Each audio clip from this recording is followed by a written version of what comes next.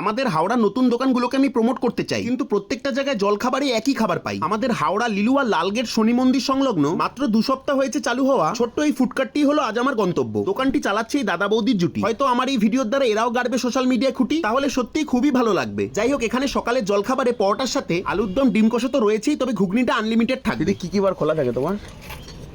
আমার রোজই খোলা থাকে, এবার কালকে আর পরশু দিন একটু বন্ধ থাকবে। এমনি রোজই খোলা রাখো তাই তো? 8টা থেকে 12টা। 12টা 12:30 অবধি থাকে। আর বিকালে কি কি বললে করছো এখন নতুন? বিকেলে চিকেন চিজ বল আছে, চিকেন চপ আছে, আচ্ছা। ফিশের একটা আইটেম আছে। কদিন হয়েছে চালু করেছো? আরে 2 সপ্তাহ হলো। কি হচ্ছে, মোটামুটি চলছে? মোটামুটি চলছে। আচ্ছা ঠিক আছে। আর এখানে সবকটা আইটেম একসাথে আর সাথে 3টে পরোটা। এই কম্বো থালিটার দাম পড়বে 40 টাকা। না, তবে মাত্র বলবো না, কারণ সকাল সকাল 40 টাকা খরচা করাটা অনেকের পক্ষেই চাপের ব্যাপার। তাই মাত্র 20 টাকার বিনিময়ে 3টে পরোটার সাথে আনলিমিটেড ঘুগনি। এই থালিটাও খেতে পারো। আলুর দম বা ডিম কষা নিলে অতিরিক্ত 10 টাকা দিতে হবে, তবে আলুর দমটা কিন্তু বেস্ট। পরোটা দিয়ে হেভি টেস্ট।